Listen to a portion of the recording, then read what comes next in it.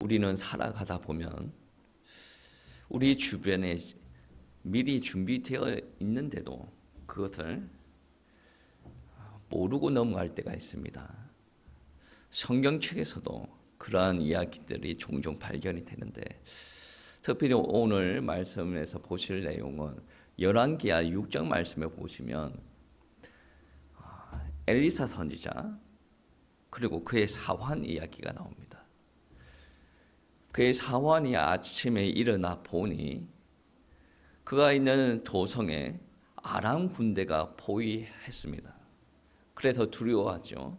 그 모습을 보는 엘리사가 하나님 앞에 기도합니다. 제 눈을 열어서 보게 하시옵소서. 그 기도가 끝나자마자 사환의 눈이 열려서 보게 되는 거죠. 아람 군대를 하나님께서 보내신 불말과 불병거가 다시 포위하고 있는 것을 보게 되는 거죠. 이것은 기도했을 때 하나님께서 불말과 불병거를 보내주신 게 아니라 이미 아람 군대가 엘리사를 포위하고 있을 때 하나님께서 보내신 불말과 불병거가 그 아람 군대를 포위하고 있었다라는 것입니다. 이미 있었다라는 것을 두고 이야기합니다. 보지 못했을 뿐이에요. 오늘 보실 시편 말씀도 그와 동일한 진리를 이야기하고 있습니다. 하나님의 은혜는 즉흥적으로 이루어지는 것이 아닙니다. 하나님의 은혜는 미리 쌓아두시는 은혜입니다. 문제는 은혜가 없는 것이 아니라 하나님께서 주신 은혜를 우리가 누리지 못하였다라는 것을 이야기하는 겁니다. 오늘 말씀 19절 말씀에 보시면 그런 말씀이 있습니다. 주를 두려워하는 자를 위하여 쌓아두신 은혜, 쌓아두신 은혜를 미리 쌓아두신 은혜, 쌓아두신이라는 말은 무슨 말입니까? 미래를 향해 준비된 은혜를 하나님께서 예비하셨다. 때를 기다리는 은혜, 그 은혜를 이야기하는 것입니다. 하나님의 은혜는 때로는 즉각적이기도 합니다. 그런데 동시에 섭리적이면서 저장된 은혜를 이야기하는 겁니다. 여러분, 구속의 은혜도 내가 태어날 때부터 이루어진 은혜가 아니에요. 짧게 보면 2000년 전에 예수님께서 십자가에서 이루신 은혜, 그 은혜가 지금 나에게까지 이루어지는 거예요. 저장된 은혜, 미리 예비된 은혜가 있다라는 것이죠. 하나님의 은혜는 2000년 전에도 작동하셨고 오늘도 여전히 작동하는 은혜다. 그래서 쌓아두신 은혜를 그대로 묵혀두지 말고 그 은혜를 어떻게 해야 됩니까? 현재화를 시켜야 되는 거죠. 현재화. 기도만 하는 사람들 있죠. 하나님 주시옵소서, 하나님 하시옵소서. 현재화를 시키기 위해서는 뭔가 좀 부족하다는 느낌이 들지 않습니까? 19절 말씀에 이런 말씀이 있습니다. 주께 피하는 자를 위하여 인생 앞에 베푸신 은혜가 어찌 그리 큰지요. 주께 피하는 자라고 했어요. 여러분, 예배 드리는 것은 주께 피하는 것이죠. 그런데 예배 드릴 때 하나님 앞에 피한다라는 마음이 있어야 돼요. 형식적으로 와서 앉아있는 사람, 안 오는 사람보다 훌륭한 겁니다. 그런데 쌓아두시는 은혜가 현실화되기 위해서는 주께 피하여야 된다. 주께 예배 드려야 된다. 주께 기도하여야 된다. 주께서 말씀하신 것을 순종을 하여야 된다라는 거죠. 인생 앞에 베푸시는 은혜가 어찌 그리 큰지요. 쌓아두시는 은혜가 있다라고 하였습니다. 근데 그 은혜가 어찌 그리 큰지요라고 경험을 하는 거죠. 주께 피하여야 된다는 거죠. 은혜는 자동 지급이 아닙니다. 하나님께 피하고 부르고 바라는 삶 속에서 현실화되는 거죠. 구원의 은혜는 우리가 하나님을 모를 때 하나님께서 작정하신 은혜입니다. 그 은혜로 인하여서 우리가 구원받았어요. 근데 삶에서 그 은혜를 누려야 됩니다. 그 은혜를 하나님께서 미리 주신 은혜를 누리려면 어떻게 해야 됩니까? 움직여야 된다는 거죠. 이게 보통 사람은 되지 않습니다. 제가 신앙생활을 오랫동안 했습니다. 제가 신앙의 단계를 보면 그때마다 사람들의 모습이 보이기도 했습니다. 목사가 되고 나서도 사람들은 그렇구나. 안 되는 사람들의 특징이 있어요. 여러분 가문 이야기 하지 않습니까? 저는 이게 실감을 느껴요. 정말로. 하나님께 피하는 거 봐야 돼요. 아브라함 그랬어요. 그게 자식에게 넘어가죠. 그런데 이스라엘 역사 안에서 보면 아버지가 하나님을 부르는데 적당하게 부르는 애들은 그 모습을 보고 닮아갔다는 거죠. 우리가 자녀들한테 신앙의 유산을 넘겨줄 때 적당하게 교회 다니는 것을 넘겨줄 겁니까? 그것은 어떻게 보면 부모가 믿지 않는 것보다 더 위험할 수도 있어요. 신앙이 그런 거구나. 차라리 나의 부모가 믿지 않았다라고 한다면 내가 하나님을 믿게 되었어. 그 기준점이 부모가 되지는 않습니다. 교회 다니는 사람, 목사님의 말, 하나님의 말씀, 그게 어느 정도 기준이 돼서 가는 거죠. 그런데 부모가 신앙생활을 해요. 제대로 안 합니다. 그게 자식에게 신앙의 기준이 될 공산이 크단 말이에요. 부모는 그래서 자녀를 대할 때 두려워해야 된다는 거죠. 여러분 은혜가 누려지지 않습니까?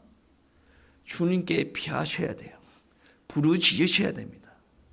20절 말씀에 보시면 다윗은 어떻게 이야기를 하냐면 오늘 본문 말씀이 다윗의 말인데 은혜가 현실이 되기 위해서 어떻게 해야 됩니까? 주의 은밀한 곳에 숨기사 사람의 꾀에서 벗어나게 하시고 비밀이 장막에 감추사 말 다툼에서 면하게 하시리이다. 오늘 본문 말씀이 이런 경험을 한 사람들에게는 살아있는 하나님의 말씀이 되겠죠. 여러분 성경 말씀을 볼 때, 성경 말씀을 읽을 때 여러분의 삶의 현장을 가지고 와야 돼요. 어떤 이들은 그렇게 합니다. 모든 것을 다 내려놓고 하나님만 바라보게 하시옵소서. 틀린 말은 아닌데 틀린 말은 아닙니다. 근데 그렇게 되려면 믿음이 엄청나야 돼요.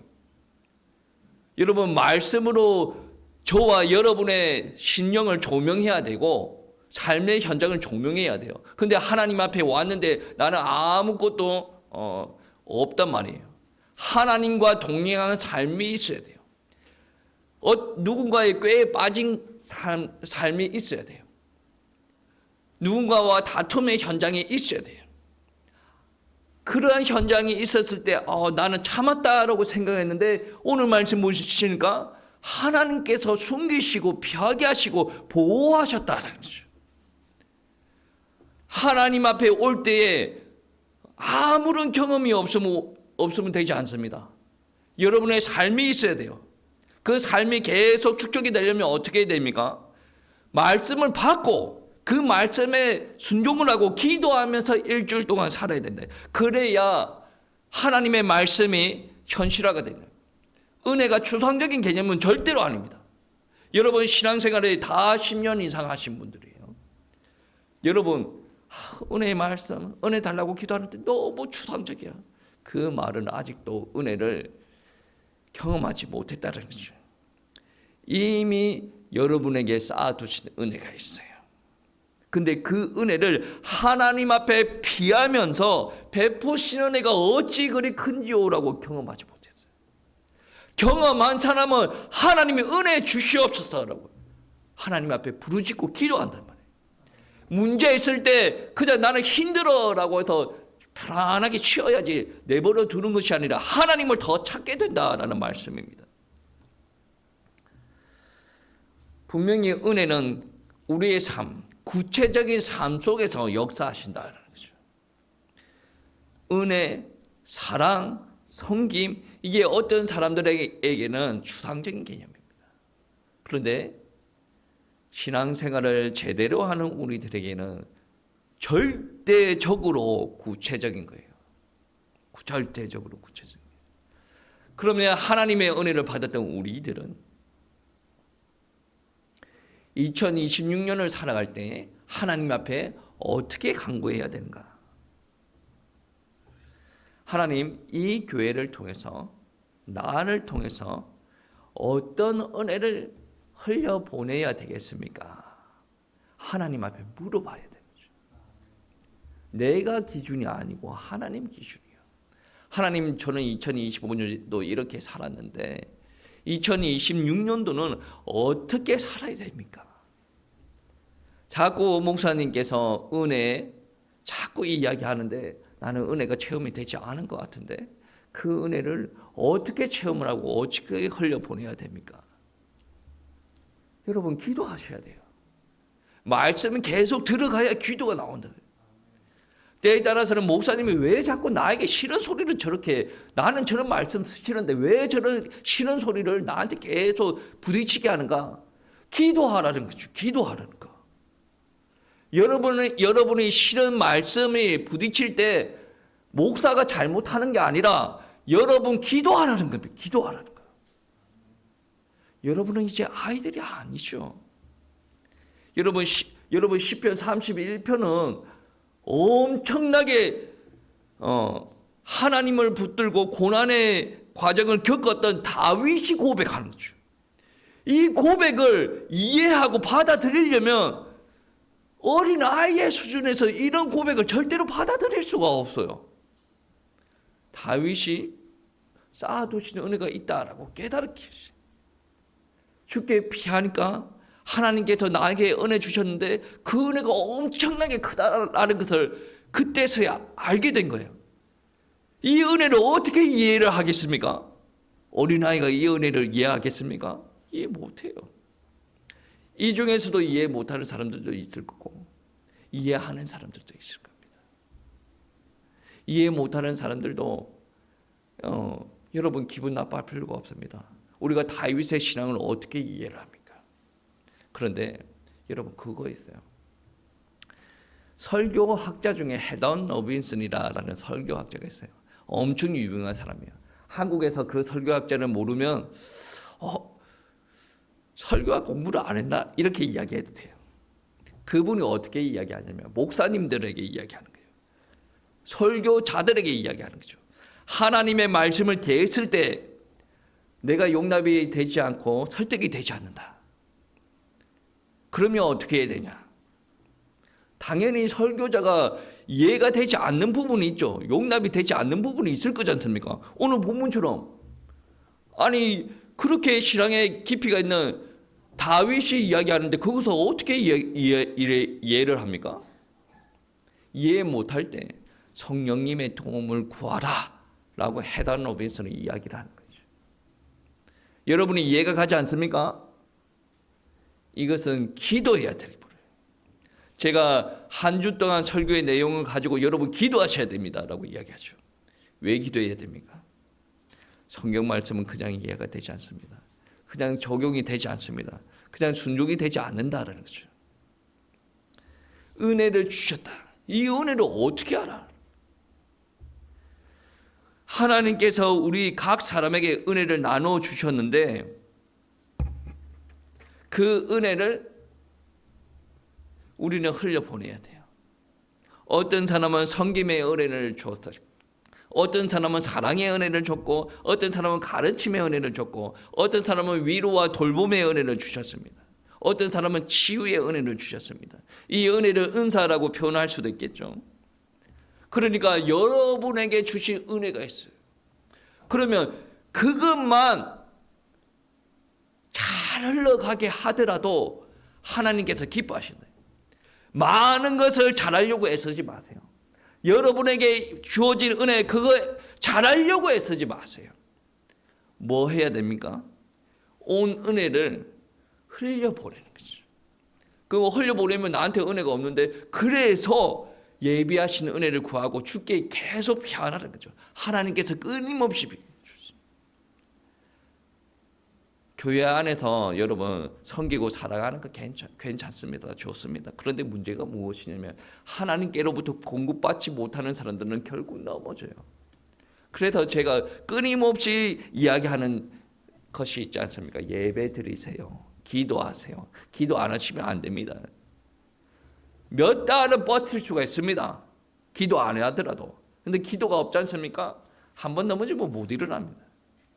기도하셔야 됩니다. 이 은혜를 흘려보내죠. 기도하시면서 억지로 흘려보내는 것이 아니라 기쁨으로 흘려보내시기 바랍니다. 그러한 공동체가 되기를 소원합니다. 이게 우리가 붙들어야 될, 오래 붙들어야 될 사명이단 말이에요. 은사를 따라 세워지는 공동체. 그리고 두 번째는 말씀 선포가 살아있는 교회. 여러분, 왜 말씀 선포라고 하냐면 은혜는 말씀이 있어야 분명해집니다. 은혜가 있는데 말씀이 없지 않습니까? 감정으로 그냥 남아 있습니다. 말씀이 있어야 분명해져요. 말씀이 있어야. 여러분, 추수감사 절기가 있어요. 왜 있습니까? 그러한 절기가 없어도 신앙이 좋은 사람들은 하나님 앞에 늘 감사해요. 근데 연륜이 조금 없는 사람들은 그 감사 절기를 통해서 하나님의 말씀을 다시 봅니다. 지금까지 이끄신 분이 바로 하나님이시구나. 감사해야 되구나. 우리가 1년 365일을 감사해야 되지만 그 절기는 특별히 또 감사해야 되구나. 고난절기, 부활절이 있습니다. 또 그때도 어떻습니까? 늘 우리가 예수님의 고난을 묵상을 하고 부활절을 묵상을 해야 돼요. 그런데 연륜이 작은 사람들은 그러한 절기가 있어야 다시금 신앙이 회복되죠. 주의 만찬도 마찬가지입니다. 주의 만찬은 매주 하는 게 맞아요. 왜 좋습니까? 말씀 확인이에요. 주님께서 기념하라고 했어요. 그리고 그곳에 우리 하나님께서 역사하실 것임을. 여러분, 말씀이 절대적인 기준이 되어야 돼요. 우리가 이렇게 하십시다, 저렇게 하십시다, 얼마든지 변동이 일어날 수가 있는 겁니다. 말씀이 기준이어야 되는데 하나님께서 우리에게 그거를 절대적으로 요구하지 않으시고 다른 것을 요구하실 때가 있단 말이에요. 여러분, 분명히 말씀은 방향을 제시해줘요. 은혜는 순간적인 감정으로 자리 잡을 수 있는데 말씀이 있어야 방향을 제시해 줍니다. 오늘 말씀에 사람의 꾀에 빠졌어요. 그때 어떻게? 사람과 다툼이 있습니다. 그때 어떻게? 하나님께서 은혜를 주셨다라고 말씀하셨죠. 22절 말씀에 이런 말씀이 있습니다. 합독하시겠습니다.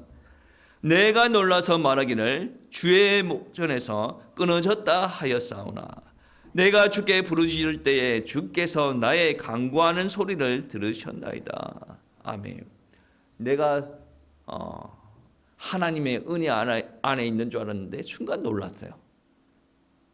놀라면서 생각한 것이 무엇이냐면 하나님께서 불꽃 같은 눈동자로 나를 지켜준다라고 생각했는데 내 상황을 보니 하나님께서 나를 눈을 가지고 지켜주시지 않는가?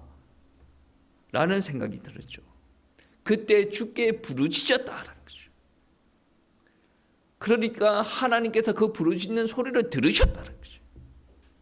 여러분, 이것도 여러분이 이러한 경험이 없으면 이 본문 말씀을 이해하기가 쉽지 않습니다. 그런데 분명한 것은 무슨 말입니까? 이러한 행동이 하나님의 말씀에 근거하였다.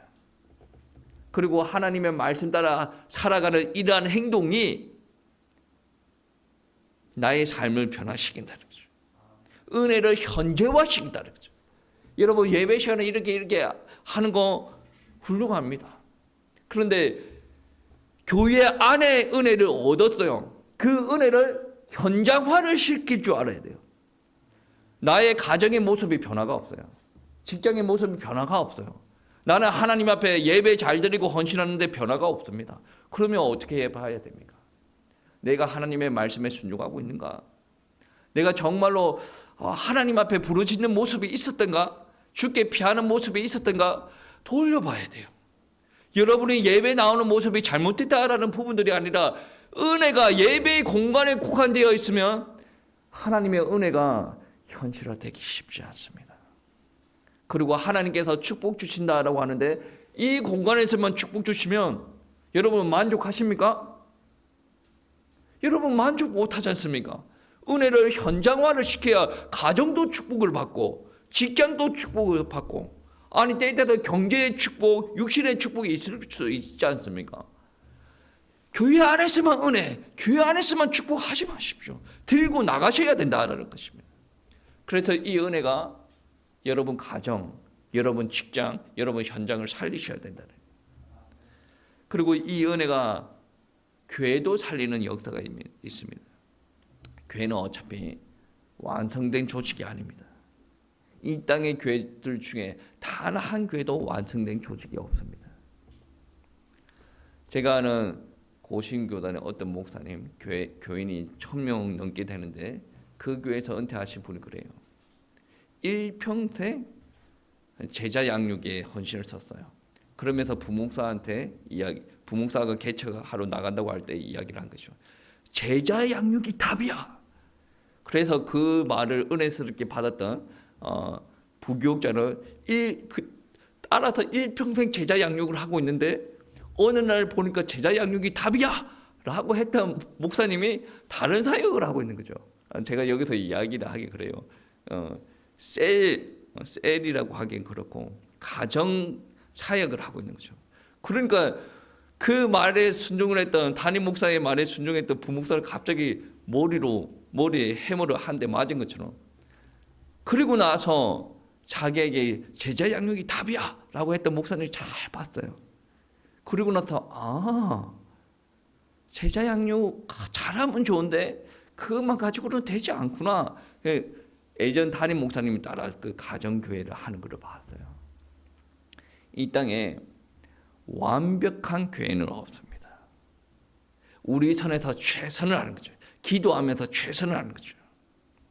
그런데 교회가 유지되는 이유가 뭡니까? 은혜로 세워가는 거죠. 은혜로. 그래서 올해도 기도 좀 하시라. 기도 회복하셔야 됩니다. 더 많이 하셔야 됩니다. 여러분 더 많이 했을 때 하나님께서 주시는 은혜를 누려보셨습니까? 더 많이 하셔야 돼요. 더 많이 하셔야 돼요. 만약에 성도님들 중에 넘어진 성도님이 있으면 일어나시고 같이 가십시다. 괜찮습니다. 끝까지 가면 됩니다. 하나님께서 은혜 주실 겁니다. 이 말을 하는 사람이 있다라고 한다면 그 교회는 은혜가 흘러가는 것이죠. 근데 이게 참으로 쉽지 않습니다. 여러분 작년에는 완주 하셨습니까? 완주도 여러 가지 개념이 있지 않습니까? 마라톤을 뛸 때 뛰다가 걷다가 하는 사람이 있고 토끼와 거북이처럼 한참 들어 누웠다가 가는 사람도 있고 나 아파서 도저히 못하겠어 해서 응급차가 와서 그까지 실어다 주는 것도 있고 여러 가지 경우가 있습니다. 어떠한 모습으로 완주했는지 여러분은 더 잘 알 거고 저도 저를 알 거고 신앙생활을 계속 해 나간다면 작년보다는 올해가 더 나아야 되지 않겠습니까? 천천히 가도 됩니다. 완주하셔야 돼요. 이게 바로 은혜를 육신화 시키는 거죠. 하나님께서 말씀하시는 은혜가 육신을 입고 이 땅에 오셨어요. 하나님께서 말씀하셨어요. 그 은혜가 내 것으로 최화가 되어야 된다는 거죠. 그거 되지 않으면 예배 드리는 시간이 고통스럽습니다. 헌신하고 이 교회 생활하는 것이 정말 고통스럽습니다. 입에서 나오는 것이 무엇입니까? 원망, 불평, 궁시렁궁시렁 거죠. 본인한테 너무 좋지 않은 행동들입니다.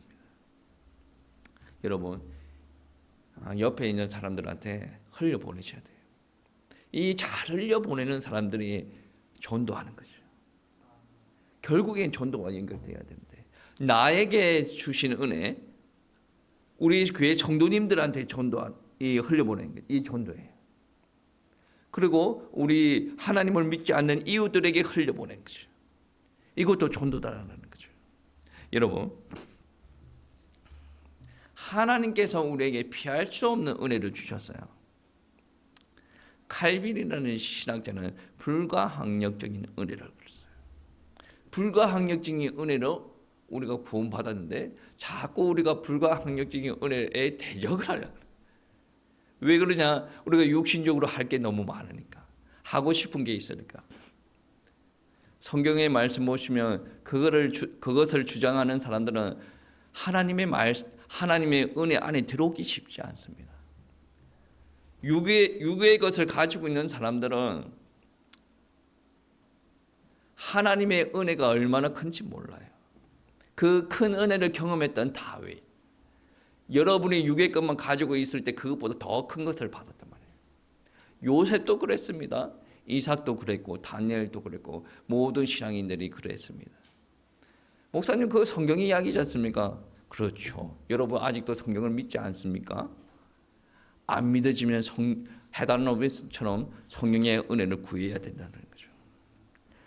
전도는 기도로 시작하는 거죠. 기도로. 그리고 말씀 선포로 이어져야 돼요. 왜? 예수 그리스도가 나와야 되니까. 그리고 전도는 사람 중심이 아니라 그 시선이 하나님으로 딱 고정될 때 전도는 완성되는 거죠. 그래서 사람이 교회에 오든 안 오든 전도는 진행형이죠. 사람을 보는 사람들은 어떻습니까? 결과물이 자기가 원하는 대로 되지 않아요. 스톱을 시켜요. 그 전도의 주인공은 누구였습니까? 자기였어요. 전도의 주인은 누굽니까? 주인공은 하나님이에요. 우리는 쓰임 받는 겁니다. 쓰임 받는 사람 입장에서 내가 생각한 대로 계획되지 않았다. 왜 내 생각을 합니까? 하나님께서 생각하시고 내보고 하라고 그랬어요. 결과물도 하나님께서 주시겠죠. 이 신앙관이 회복이 되어야 될 줄 믿습니다. 여러분, 전도라는 것은 제일 먼저 전제로 깔려야 되는 것이 무엇인 줄 아십니까? 하나님을 믿는 사람이에요. 그러니까 어떤 은혜로 표현하자면 이미 하나님께서 내게 주시는 은혜가 확인된 사람, 지금 또 은혜를 누리고 있는 사람, 앞으로 그 은혜가 또 올 거를 믿는 사람들이 할 수 있는 거죠. 그 은혜를 흘려보내는 거죠. 여러분, 부담이 될 수도 있습니다. 그런데 분명한 것은 이것은 아무나 못합니다. 하나님께서 지명하여 부른 사람만 할 수가 있습니다. 그래서 이것은 특권이다. 특권. 목사야, 너는 하지 말아라. 그럼 자존심 상하겠죠. 기분 나빠. 왜 다른 목사를 하는데 나는 못하게 하나? 기분 나빠요. 특권이에요. 다 할 수 있는 특권을 주셨단 말이에요. 이 은혜 위에서 2026년을 살아갈 우리에게 하나님의 말씀은 권면의 말씀도 주십니다. 24절 말씀 합독하시겠습니다. 여호와를 바라는 여호와를 바라는 너희들아 강하고 담대하라. 아멘. 강하고 담대하라. 어떻게 보면 명령어처럼 여러분은 다그치는 말처럼 들리기도 하는데, 정말로 하나님을 알고 같이 걸어가는 사람들은 이것은 다그치는 말이 아니라 지친 이들에게 격려하는 음성으로도 들릴 수가 있다는 거죠. 여러분은 하나님과 함께 걸어가야 돼요. 여러분 하나님과 걸어가지 않을 때 이 말이 아주 명령조로 들리기 시작합니다. 하나님과 같이 걸어왔기 때문에 하나님의 마음을 알아요. 하나님의 사랑을 아는 거죠. 같이 가야 되는 것은 자명한 사실인데 이렇게 말씀하시는 거 무조건 쿡쿡쿡 찌르면서 빨리 가 이런 게 아니라 지친 우리들에게 격려하시는 것이고 사랑을 표현하시는 것이죠. 잘해야 된다, 혼자 해야 된다 이런 말씀이 아니죠. 함께 가자는 거죠. 너희들아, 여호와를 바라는 너희들아 강하고 담대하라. 왜 강하고 담대할 수가 있습니까? 이 말씀은 여호수아 1장에서도 나오는 말이죠. 하나님께서 함께 하시겠다는 거죠. 여호수아는 어떻게 고백합니까? 지금 모세도 없고 어떻게 합니까? 내가 함께 할게. 그러니 강하고 담대하라. 여러분 강하고 담대하십시오. 함께 한대요. 불러놓고 여러분만 고생시키는 하나님이 아니라는 거죠. 그러니까 여러분 마음이 분주하거나 방향이 잃었던 사람들은 하나님께서 함께 하신다. 어차피 여러분 방향이 잃어도 상관이 없습니다.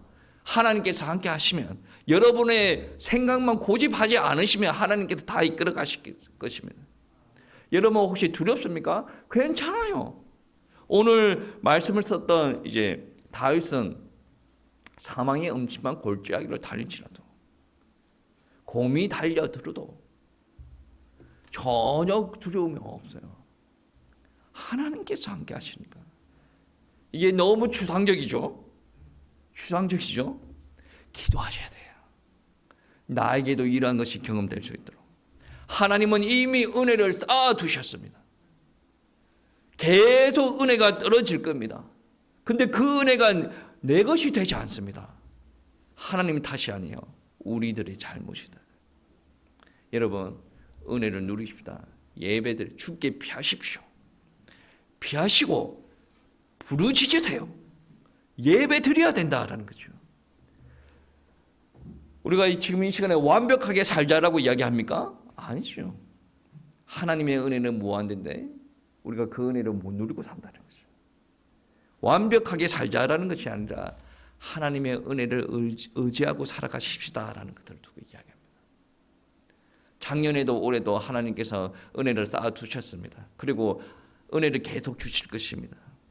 그 은혜를 우리 것으로 만들고 우리가 밟는 현장마다 하나님의 나라 확장할 수 있도록 우리가 간절히 주님께 피하고 부르짖는 성도님들 되시기를 축복합니다.